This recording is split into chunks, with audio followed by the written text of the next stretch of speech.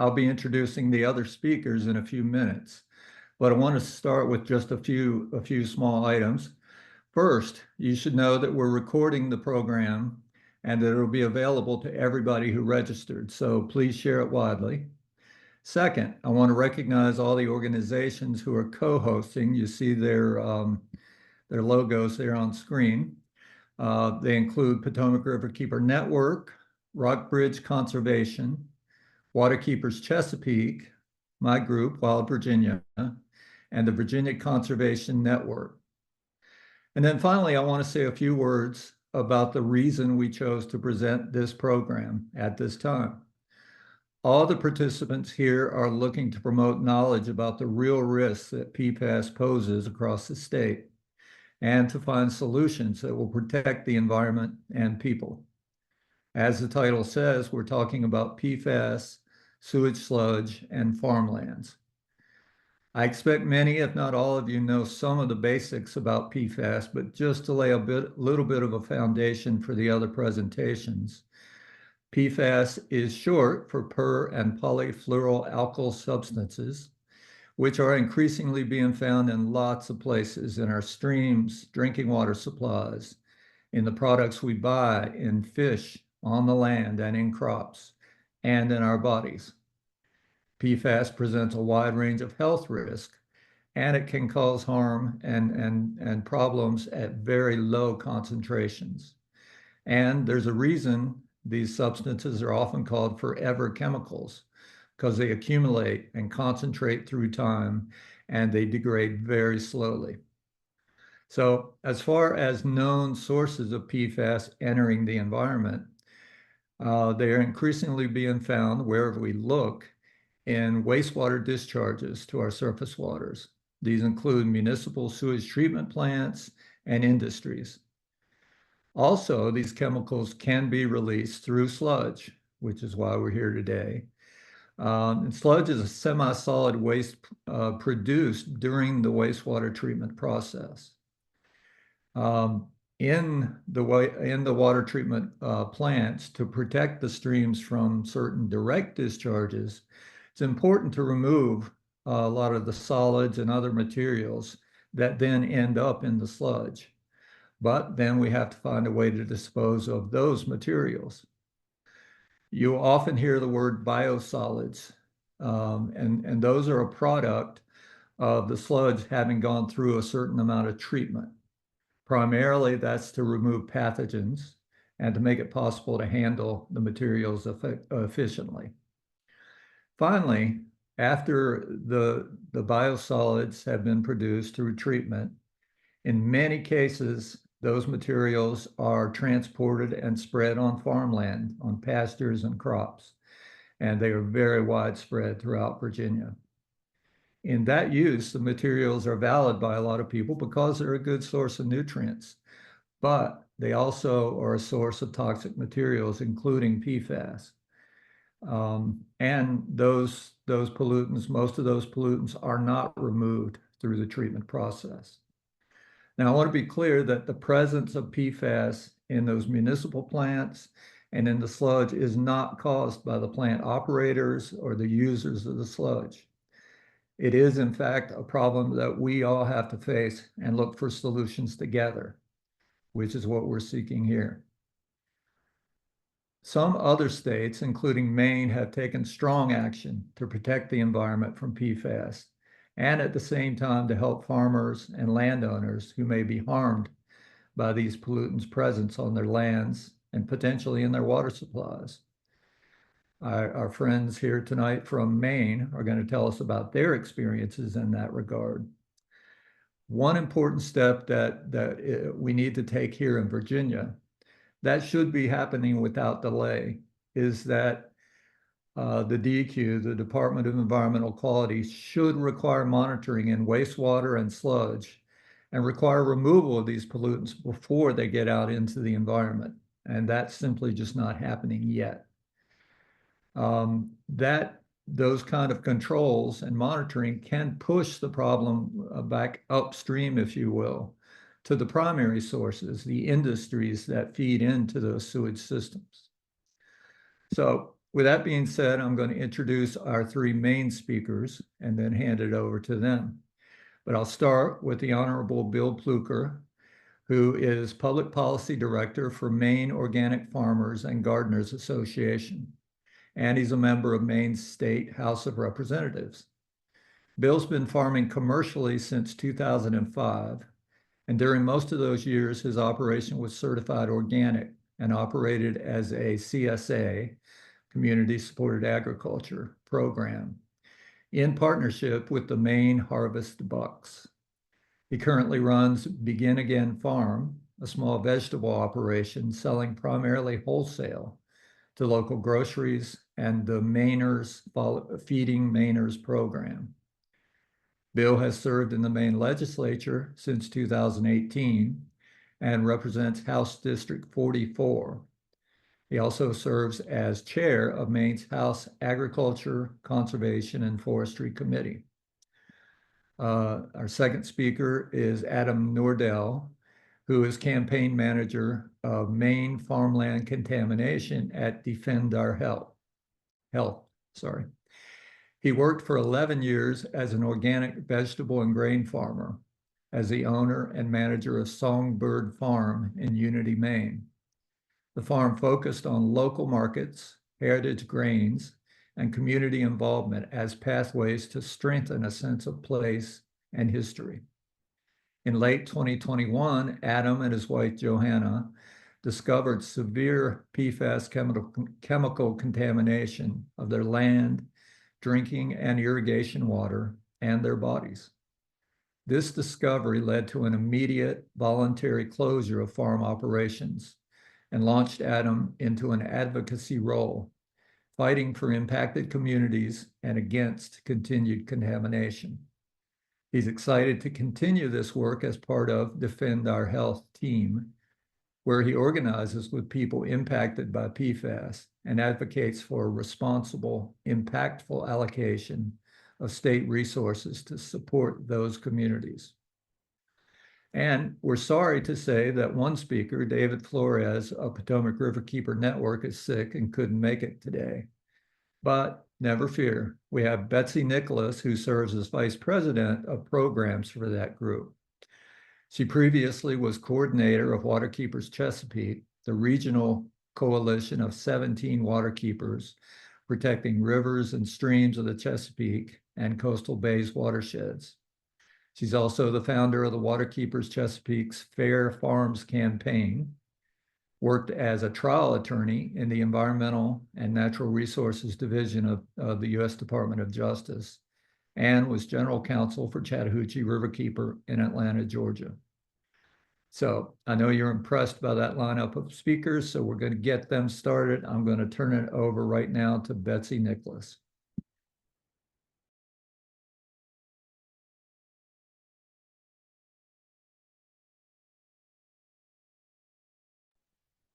Sorry, just had a little trouble getting my slides to pop up again. They were here. All right. Give me 1 second.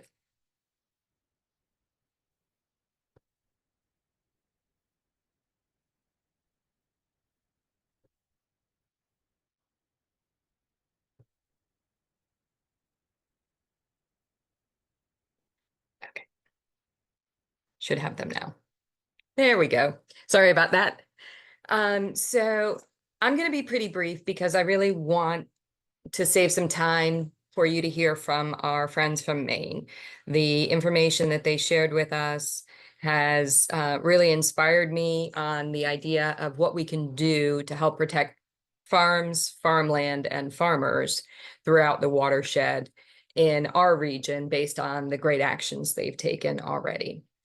Potomac Riverkeeper Network, we protect your right to clean water. We have 3 different Riverkeeper programs. We work across 4 states and the District of Columbia. It's a big watershed, which means we have kind of all of your problems you can have in a watershed, from really urban areas like DC to out in the Shenandoah Valley, beautiful, picturesque, and a lot of agricultural uses there. We use science as our driving force for what we do. So everything that we do is based in the best science available. And we assess water quality, get out in the field, look at data. And that's how we became aware of the danger to PFAS in our watersheds pretty early on, a lot sooner than many other people first heard about it. So I want to tell you where I first met Bill and some of the folks here, which is talking about issues and eventually filing a lawsuit together challenging EPA. So all of these different groups you see represented here, including Texas farmers, local government, Maine Organic Farmers and Growers Association, and Potomac Riverkeeper Network, have all joined in together in a challenge to EPA's rules, a non-discretionary duty that the agency has to protect communities from harm in the biosolids or sewage sludge program. And while we recognize EPA has been making great moves forward on regulating PFAS and moving forward on their PFAS map, so far this area has not been addressed at all. As many of you know, especially farmers in the area, that biosolids or sewage sludge can be an excellent fertilizer. And there are certain types of pretreatment that can be used to prevent toxic metals and other chemicals from getting into those biosolids and thus keep them from being spread on farm fields and other lands where they can run off and get into our waterways. Unfortunately, PFAS is not one of those chemicals that currently have a limit through EPA. And as a result, nothing is preventing these biosolids from being spread on land. And we are very concerned about the potential for harm and toxic contamination, it getting into our food system as well as our waterways. So there's also a companion lawsuit on this issue that we at Potomac Riverkeeper Network are not a party of. But I wanted to talk about it a little bit because it tells you the story of some farmers and what they have been dealing with on PFAS issues. So this is a tort lawsuit, and that's your basic damage claim. And it's from the loss of stock, animals, loss of use of farmland, crops, and exposure by the farmers to really, really high levels of different PFAS toxic chemicals at really concerning levels. We're unfortunately likely to see more and more of this happening in the future. And we would like to do everything we can to protect our local communities from having these same problems. And I think that means we need to be doing some testing. We need to be looking at what's in these biosolids before we put it on farm fields.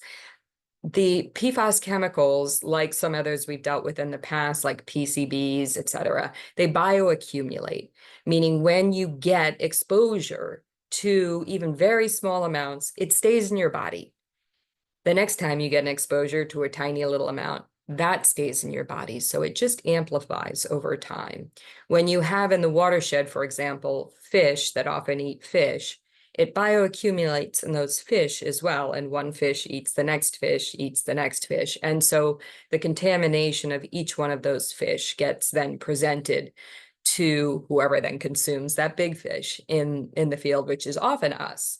So there's really serious health threats that we need to be aware of, despite the fact that these are still pretty small amounts when you compare it to other chemicals that we're used to dealing with. And this shows some of the areas right now where these biosolids are being applied in the state of Virginia. This is a common practice all over the country, but recently in Maryland, due to the Maryland Department of the Environment doing testing, which I'm about to go into a little bit, of wastewater treatment plants, including the outflow of liquids as well as the solids, which are the biosolids or sewage sludge, the state, when they got the data back showing the PFAS contamination levels, put a temporary moratorium on new applications for land applied biosolids. They didn't stop the ones that were ongoing, but they recognized there's a growing trend of concern here and the fear that we're putting large volumes of toxic material right into the land. It can get into the fruits, vegetables, waterways, and animals that eat the crops. So I want to go through a little bit of what we saw from that testing in Maryland and also tell you why we're talking about Maryland and Virginia. Biosolids move all throughout this region. And we actually have documentation showing that biosolids from the state of Maryland are being land applied in Virginia. So those are things that we need to be aware of. And it's a little bit frustrating for a group that works across all of these states to find that we had good advocacy that resulted in more testing and data created in Maryland. And as a result, those wastes are now being land applied in Virginia. We're getting exposed to them whichever way they're going through. But just for perspective here, as we're talking about parts per trillion and parts per billion, the toxic level of one of the PFAS chemical components like PFOS is 1 drop in 20 Olympic-sized swimming pools. That is 1 part per trillion. These levels that we're seeing here in the biosolids being land applied in Virginia are 9,700 parts per trillion. On this data map, the certificate of analysis, it's in parts per billion. So if you want to look at this relative to, say, the rate that EPA puts for drinking water of 4 parts per trillion, we're looking at thousands and tens of thousands times a higher concentration. So it's really concerning amounts of toxic chemicals being applied, and we don't know what those exposures are. Right now, Virginia is not requiring any testing for these biosolids. And so we don't know what's being applied except for trying to extrapolate data from other states and apply it on the ground. So I'm going to leave it there. As I said, I would really like for a chance for us to talk to our farmer guests from Maine, and we can take questions at the end. Please put your questions in the Q&A, and we'll pull those up and circulate them amongst the panelists at the end. Thank you.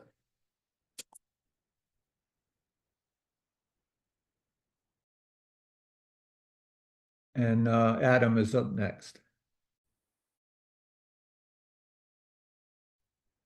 Well, thank you, Betsy, and thank you, David. I'm really pleased to be part of this webinar. Thanks for inviting me. Thanks for hosting this and raising this issue as something that should be looked at in your part of the country. It's so important. I am going to, if I can quickly share my screen here.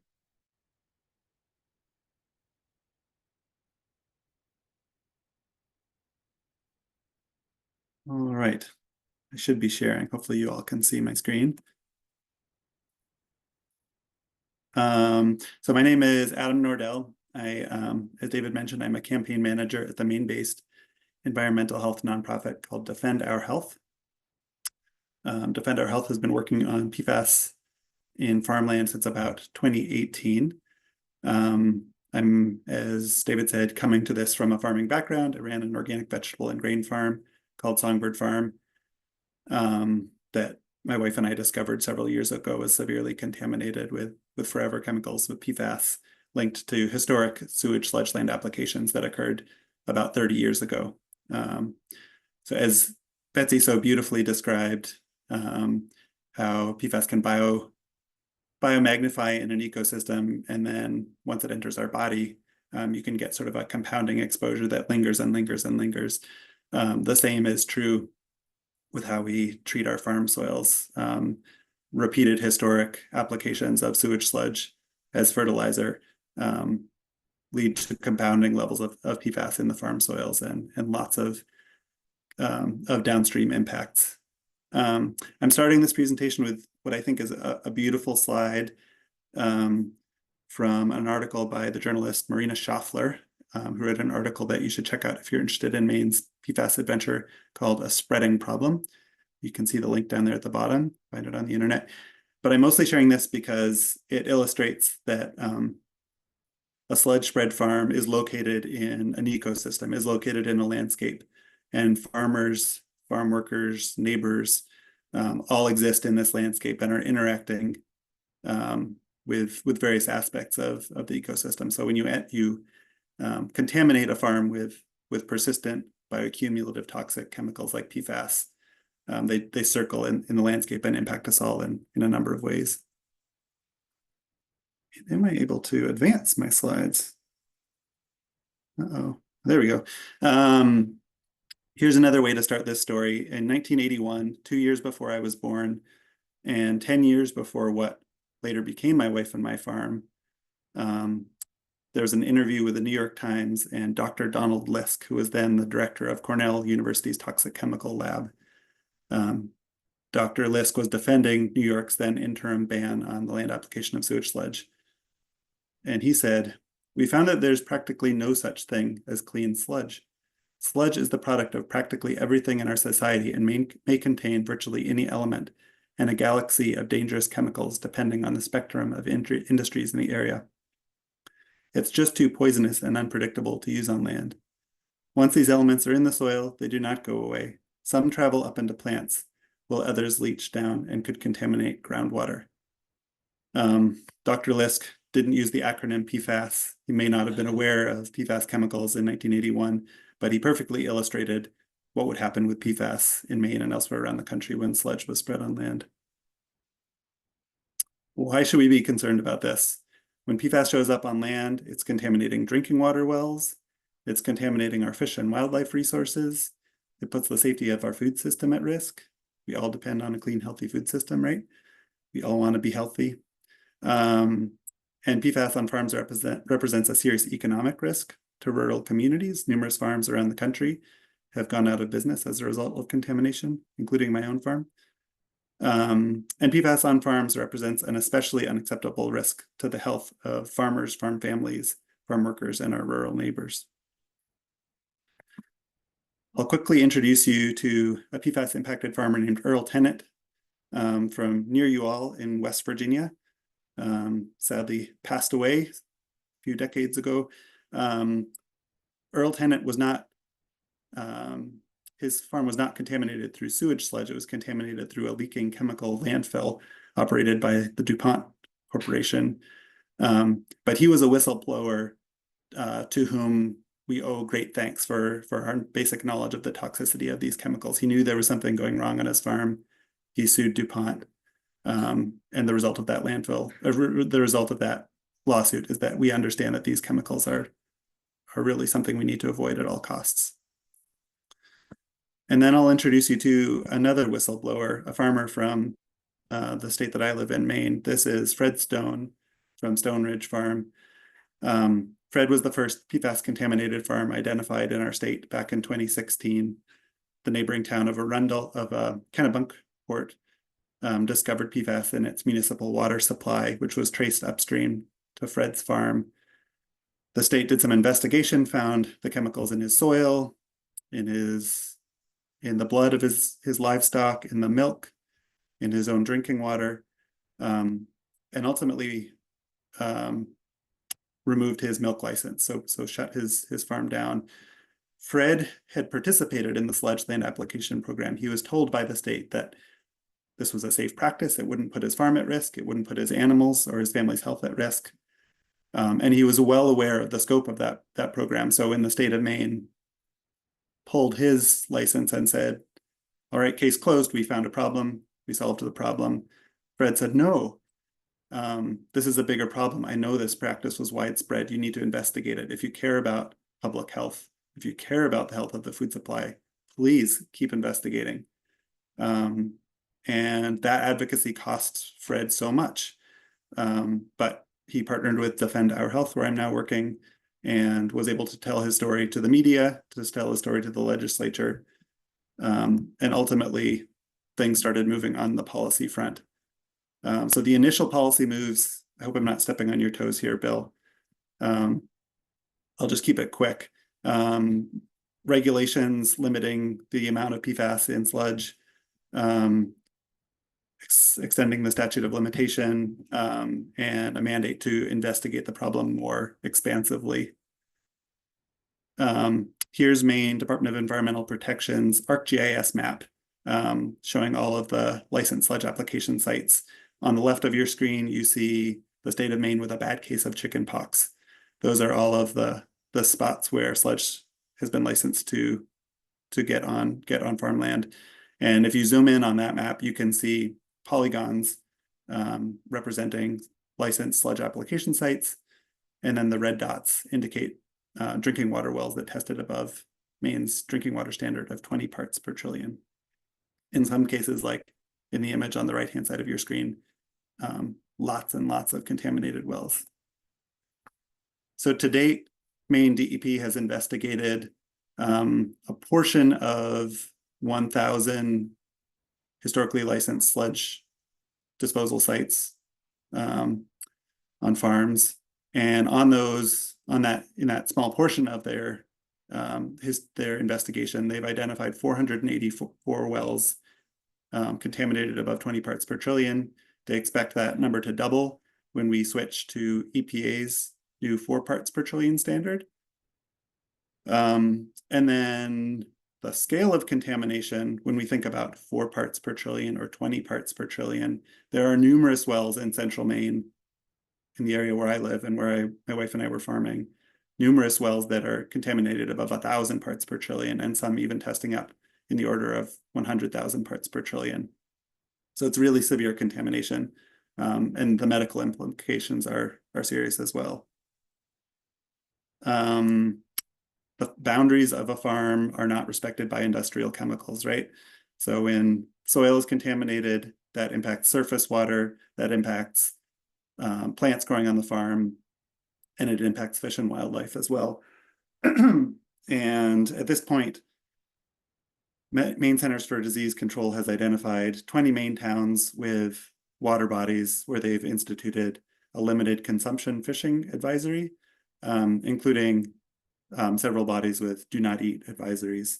And just in terms of the scope of the contamination that we're dealing with, you'll see in this chart that a fish tissue sample with 60 parts per billion, which is 60,000 parts per trillion, as Betsy pointed out, triggers a do not eat advisory for that water body. Maine Centers for Disease Control has data on fish tissue collected in Maine with PFAS levels at 7,041 parts per billion, or what is that? 7 million parts per trillion. So quite significant contamination of our fish resources. The chemicals are also showing up in deer and wild turkey, which are important food resources in central Maine. There are 6 towns with a do not eat advisory to date. I won't go through the numbers here, but the deer and mussel tissue samples are significant above the threshold of concern identified by our Department of Inland Fisheries and Wildlife. Why do we care about fish and wildlife? Maine is a rural state.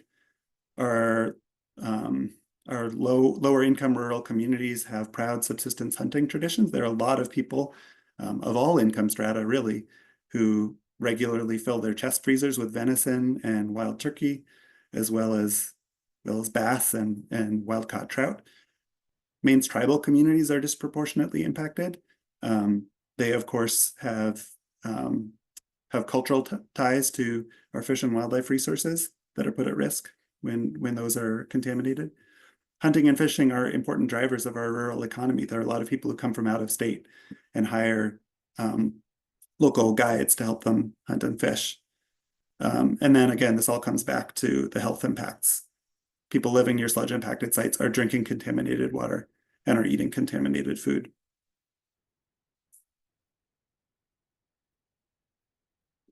Thinking more about farmland impacts and impacts to the food supply. To date, Maine has regulatory limits on the PFAS only in milk and beef. These regulatory limits are based on outdated toxicology numbers linked with EPA's old 70 parts per trillion drinking water suggestion. So they're overdue to be updated. But you can see at the bottom of the screen that we have milk samples testing many times higher than the milk threshold. We have cow liver and beef samples testing, again, well above the beef threshold.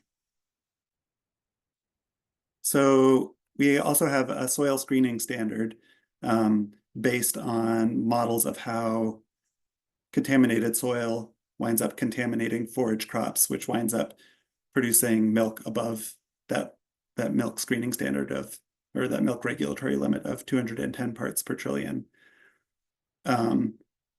There are 78 farms identified to date that tested either above the 6.7 parts per billion soil screening standard and or our drinking water standard.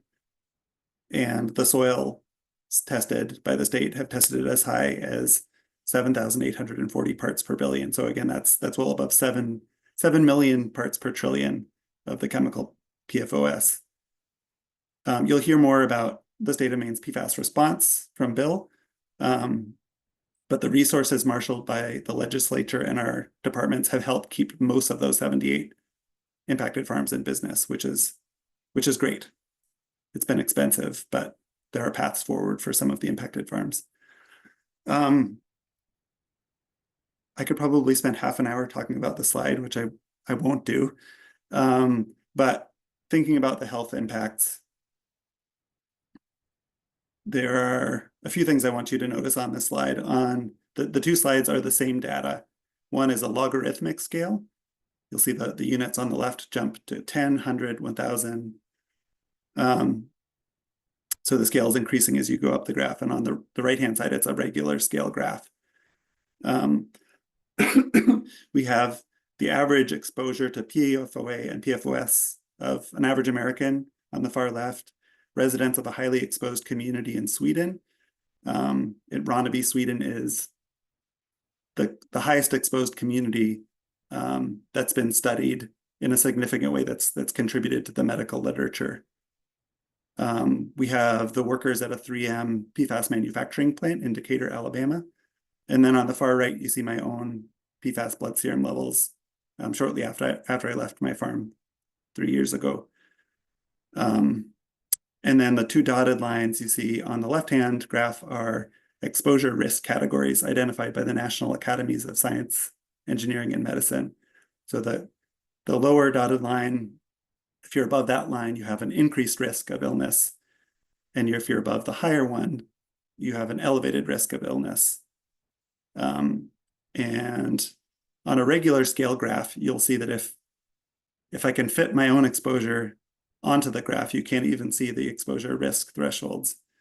So I'm sharing this information with you, not because I'm unique. There are many people in my community have very elevated exposures through drinking water, through fish and wildlife resources, through produce and milk and beef and eggs produced on our farms, and then other exposure pathways, dust on impacted farms, etc. It's a very serious public health issue in my community. I want to bring it back to farmers and why we're interested in this issue. This is the man that my wife and I bought our farm from. His name was Tim Christensen. He ran an organic vegetable business. The farm was spread with sludge the 4 years prior to his purchase of the property in 1994. And he unknowingly built his house and his business on top of a contaminated farm field. He lived there for from 1994 through 2014, when he got a terminal pancreatic cancer diagnosis, prompting him to put his farm up for sale. He was eager to see the farm remain a productive, continuing organic vegetable farm, so he was pleased to sell it to us.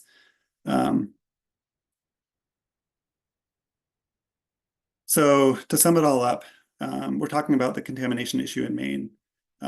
Is our situation unique? You'll sometimes hear messaging from people who would like to see unabated land application of sewage sludge across the country. saying that what happened in Maine is unlike what's happening anywhere else around the country, that we don't, if you're outside of Maine, you don't need to worry about this. Business as usual. That's not correct.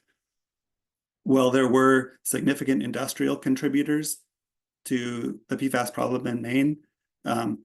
Virtually all of the wastewater treatment districts, including from very small communities with no industry, were producing sludge that was above regulatory limits designed to protect groundwater resources. We know that there are PFAS impacted sludge spread farms outside of Maine. Many of them have spoken up. And then we have this problem of scale where the contamination is so severe in Maine. I just shared with you a slide of Tim Christensen, who died of pancreatic cancer. Hopefully in your states, there isn't that degree of exposure and that degree of contamination. We won't know until we investigate, of course. But what are we trying to do? Are we trying to prevent pancreatic cancer deaths? Are we trying to prevent the catastrophic closure of farm businesses? Or are we trying to strive for a healthy, viable rural community and a healthy food system and healthy farms? So even if the contamination looks lower in your state, we really need to think about what is a safe exposure to these chemicals, and really those safe exposures are extraordinarily low. I'll let Bill talk more about policy solutions, but this last item, maybe he'll get a chance to echo as well. There's a federal bill, the Relief for Farmers Hit with PFAS Act, a tiny URL and a QR code at the bottom of your screen. If you care about this issue and you'd like to see resources made available to impacted farmers across the country, you can reach out to your reps and encourage them to support that legislation. Thank you so much. There's my my email address and Defender Health's website, and I'll pass the baton here.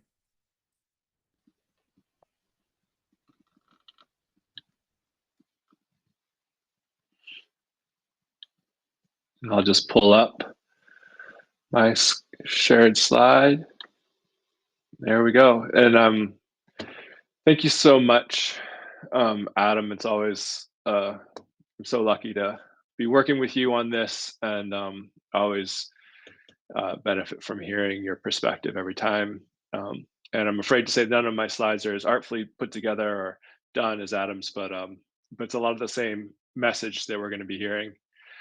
And in Maine, one of the big things that we did in Maine was we went ahead and we banned the land application of sludge, and we've already heard about Fredstone, so I'm gonna skip forward there, talking about some of the ways that we've responded. And so we've figured out real quickly was that if you're talking about repeated applications of sludge to land, there is no safe level. And that's, I think, reflecting also what Adam said, which was that farmers are being told this is safe for your land and this is just a problem in Maine. And that's not true. This is going to be a problem across the country. We've had tens of thousands of acres of land of good agricultural land poisoned by this practice, and it continues to happen. At the end of the day, these wastewater treatment plants which are producing the sludge are not they're not fertilizer manufacturing companies, right? If we look at it and you know that it's too good to be true, it is too good to be true. And what they're doing is they're causing farmers to be the ones responsible for dealing with this contamination that they're making profits off of. They're making money off of this. And as long as farmers continue to take this sludge and spread this sludge and deal with this issue for them, then they're going to continue making the profits. So when we've dealt with these issues on the state level in Maine, we see the lobbyists come in, we see them come in, they fight us, whether we be farmers or legislators who are advocating for our farming community, saying that it's our responsibility. What are we going to do if the farmers don't spread the sludge? What are they going to do to continue with their profits? Well, it's not our problem that their profits are built on our backs. It's not our problem that these products are being sold into our homes, which then go into our bodies, which are going into the effluent, which are going into the wastewater treatment plants, which are then supposedly we have a responsibility to put onto our fields. And it's just not true. So what we did was we stepped forward and we started testing all those sites, as Adam was saying, across the state. And we saw how very serious the situation was. And we knew that our farmers needed support. So Maine Organic Farmers and Gardeners Association is who I work for, along with Maine Farmland Trust, put together a program to start supporting these farmers, because no farmer should be like have to do what Fred Stone did and stand out there on his own, fighting to be recognized that he's dealing with a problem that wasn't of his creation. It was a creation of the state telling him it was okay to do it. Creation of 3M and Chemours, who are manufacturing these PFAS and making money off of them. It's their creation, but he's the one who's going to suffer for it, and it's our agricultural community is suffering for it. So we put together a fund to look at how to support farmers. It included issues like our supports such as technical assistance, testing support. The testing of your ground, water, blood is all very expensive, and trying to take that on when you're struggling just to make ends meet as a farmer is very difficult. And then we've created the Farmer PFAS Emergency Fund, and we'll talk about that a little bit more. Originally, it began just as a private effort amongst the nonprofits of Maine Organic Farmers and Gardeners Association and Maine Farmland Trust. And from there, we went and created a statewide support fund. And then mental health support, because we know that farmers already are dealing with mental health challenges. And when you find out the kind of damage that's been done to your land, not of your own accord, you need that support.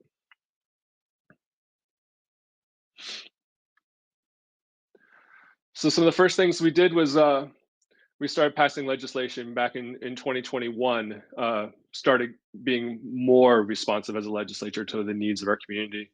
We started looking at PFAS, not just PFAS in the sludge, but also the PFAS in the pesticides. Where is all this PFAS coming from? And the honest truth is that it's in a lot of the products that we use in our day-to-day lives, including the pesticides. We also, as Adam mentioned, extended the statute of limitations.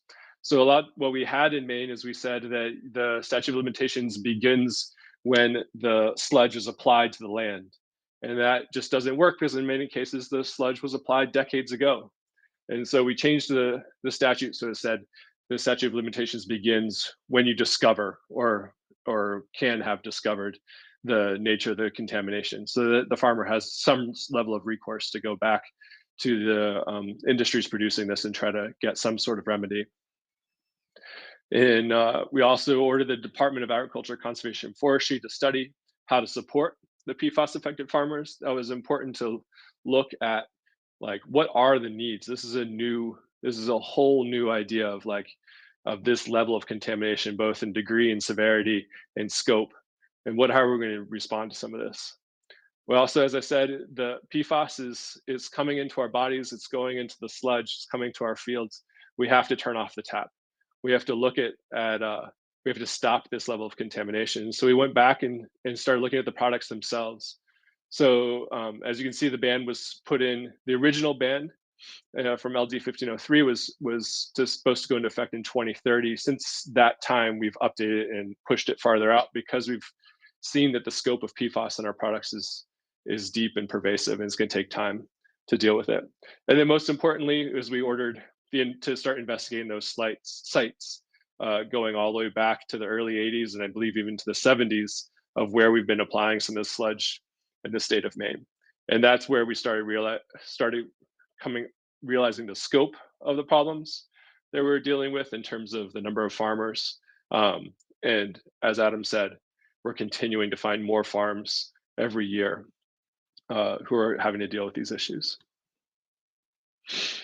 And then 22 and 23, with 1911, we banned the land application of sludge in Maine. We realized that no matter where you looked, and whatever sort of sludge you were looking at, whether it was coming from a wastewater treatment plant that was also treating industrial effluent, or you were just looking at stuff coming from a more residential processing facility, it all has PFAS in it. And if you're taking that PFAS and you're applying it yearly to the same land, to the same ground, you're eventually going to come up with issues with you're going to get a high enough test on it that it's going to be taken up into your crops. We also eventually banned the use of PFAS containing pesticides in Maine by 2030. We put in a $60 million fund for impacted farmers in Maine So what we did there was we took a lot of those same ideas. We created a program of technical assistance, created an infrastructure investment fund so that we could help farmers when they needed to pivot away from a contaminated water source, or they needed to pivot away from a particular field. What we found was that if you're looking at a farm, not every field on the farm is going to have the same levels of PFAS contamination based upon what sort of sludge was spread at what places and how often it was spread in the same place. So, and sometimes you can just pivot from one field to another field to stay in business. We also helped farmers. You might need to move off of a piece of ground and need a greenhouse so you can set up a different kind of production on a different field, something that's more intensive and more productive, helping with that. So, and then of course the filters on the water, irrigation pumps or residential pumps for families that are being affected. And then, as Adam mentioned, also we need to follow up with the farmers who are being affected and making sure that their medical needs are being cared for, and tracked, so we can because it's not just farmers who are being affected, but residential well owners as well. And so we need to be able to make sure we're supporting those folks as as time passes. And then on the federal level, we have the Relief for Farmers Hit with PFAS Act, and so that was introduced by Representative Pingree, who's a Democrat from Maine, as well as Senator Collins, a Republican from Maine. Realizing that Maine, a relatively small agricultural state, is needing $60 million. We're actually spending up to $100 million this year or has been allocated to deal with the issue. And this is something that's going to be of nationwide significance, and the states shouldn't have to deal with these issues on their own. And we really need to create a safety net for farmers. When you get that letter in the mail saying, because you live next to a Department of Defense site and your land is potentially impacted by PFAS that was coming from firefighting foam that was used in training sessions at the airport, are you going to stand up and say, okay, I'm contaminated, I'm going to go out of business now, with nobody looking out for you? That's not what any of us want. That's not the position any farmer wants to be in. So we need a fund to look out for those farmers, so that no farmer is standing out there on their own, like some of them farmers in Maine have. And that's a first step.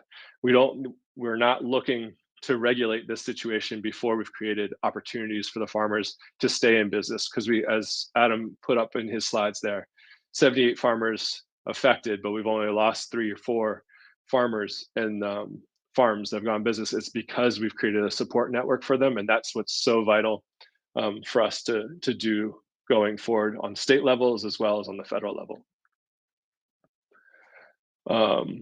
So as I said, we updated the consumer product, the PFAS and consumer product ban. The effective date is now 2032 for the pesticide ban, as well as we exempted some larger products like cars and boats and things like that. But then we did a near-term ban for things that we knew that was documented how much the PFAS was in there and how much it was affecting us. Things like cosmetics and floss, things like waterproof clothing, and issues like that. Products like that we banned in the near term. And then we supported limited farmer liability for past sludge applications for farmers. Like we said, the farmers aren't the ones to go back and try to recoup damages from. We need to be going after the manufacturers. We need to be looking at the people who knew this was going on and didn't take any action. I don't know if folks are looking at the New Yorker magazine, or even I was just seeing a new report out of Minnesota today, that 3M knew this back to the 70s, 80s, 90s. They had their own scientists coming forward and talking about the toxicity of PFAS, and that it was not just it was not being contained. It was they were finding it in all over the place. We found PFAS in the Arctic. We found it in northern Maine, miles and miles from where anybody lives. We're finding it in the lakes and the fish, and they've known this for decades, and they need to pay.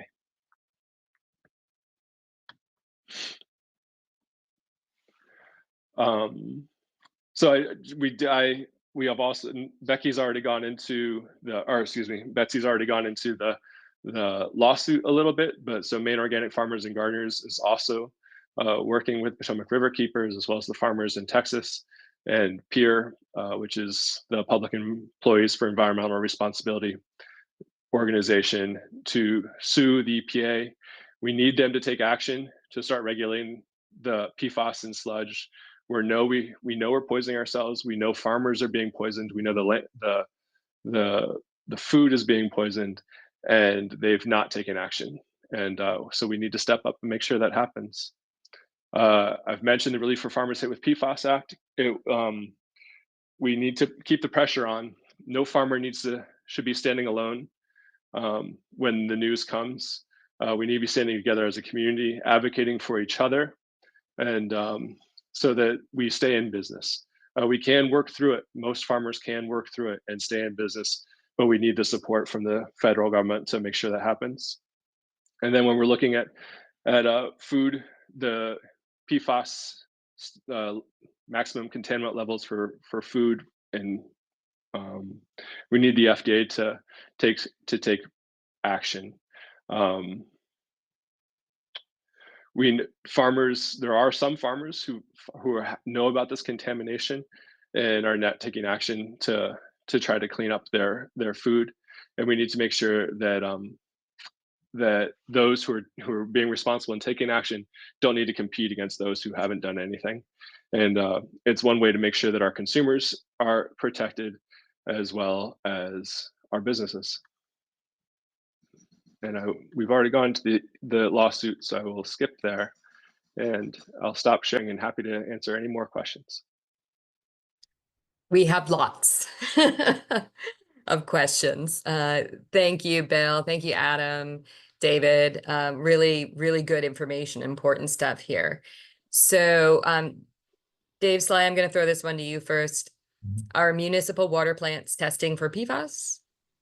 So what we have been able to discover by records requested DEQ and some of the municipalities is that some of them are being responsible. They're going and sampling their discharges. But as of what we've found so far, it's a very small percentage. Problem is DEQ is not requiring them to do that, even if there's a very strong reason to believe that it's there.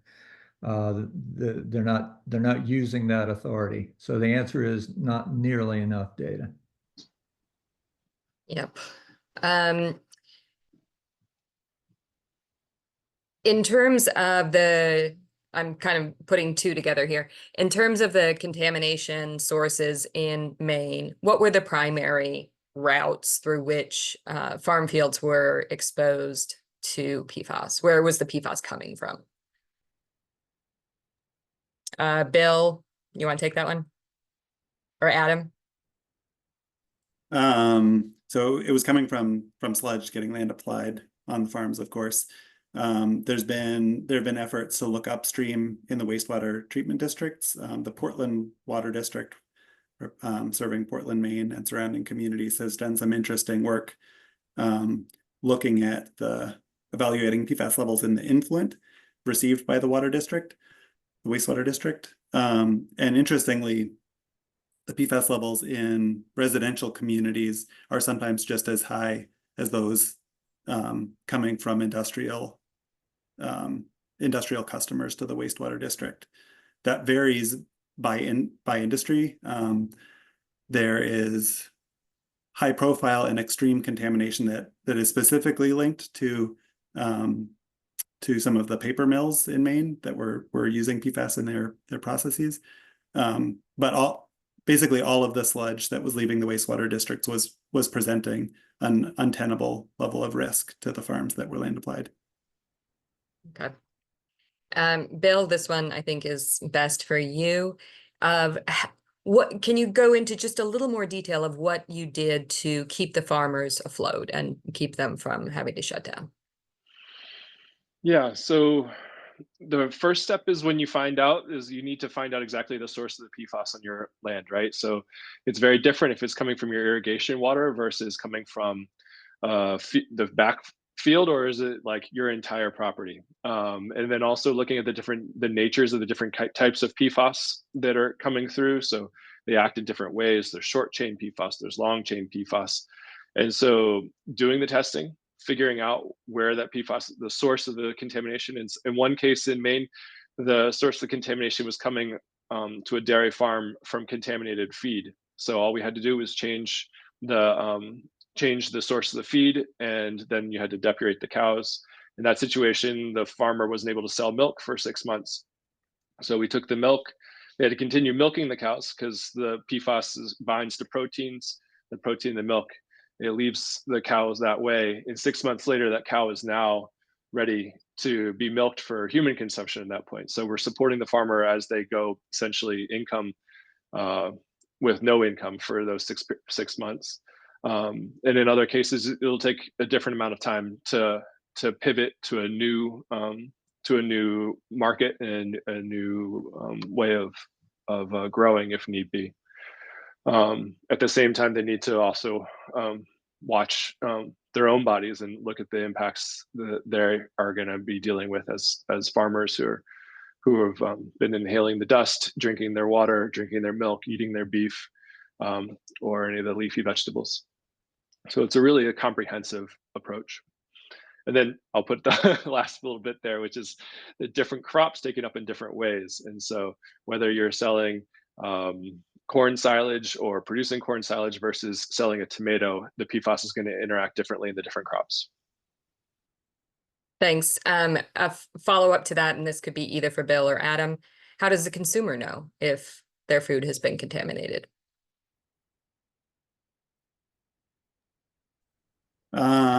So PFAS is a problem that is hard to shop our way out of, right? It's hard as consumers when we go both to the grocery store as well as the department store to use our power, the power of the wallet to protect our family when our state and federal governments are not requiring manufacturers to produce safe products.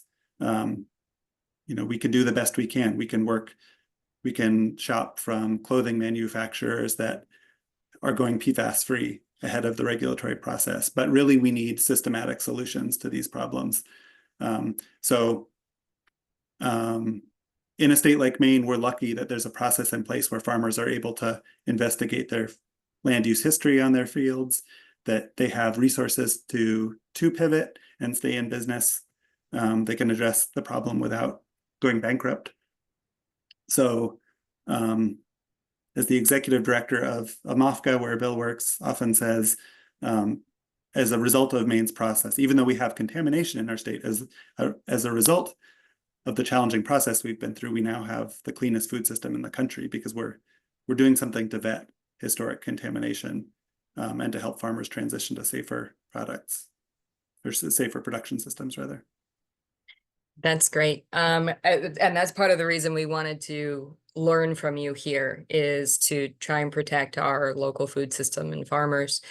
We're getting close on time here. I think we can take maybe one more question. I just want to say, for those who did not get their questions answered live here, we can send any answers when we send out the recording as well for that. So a lot of questions about scientific studies and data. I think that might be a little tricky to answer right now. But what's happening to your biosolids in Maine because it's not being land applied anymore? What are the solutions? What are you doing with it? We're at this point, we are landfilling it. And we're having to deal with that situation as a result of knowing that we can't just ship it off to Canada, which has been a solution in some states, and we have to take care of it ourselves. It's not something which is easy for our ratepayers who are having to pay for the disposal of that sludge. It's not something that's easy for the state to manage landfill capacity. So we've prioritized it, and that's the direction we need to go. I think one thing I just wanted to mention is that the amount of PFAS going into an anaerobic digester at the wastewater treatment plant is less than that coming out. many of the precursors to PFAS and the shorter chain PFAS are going into the anaerobic digester and coming out and combining and creating more PFAS in the process. And so land applying this just is not the solution. As I said, the wastewater treatment plants are designed they're not designed to make clean fertilizer for our farms. Well, thank you. There's obviously a lot to work on here. And like I said, we didn't get to all your questions, but thanks for all of the great questions. I really want to thank Bill and Adam from, I guess you technically didn't come to Virginia with us, but you appeared in Virginia with us, and all of the great information you've provided. I hope this can really start stimulating some conversations here locally about what we can do to start getting ahead of this, because this is a big problem. And I think we're all going to be facing it in different ways for generations, unfortunately. All right. Well, thank you to all the speakers. Thank you to VCN for hosting and getting this out. As I mentioned, we will send out a recording of this, and we can hit any questions we didn't get to. And then have a good evening. Thanks, everyone.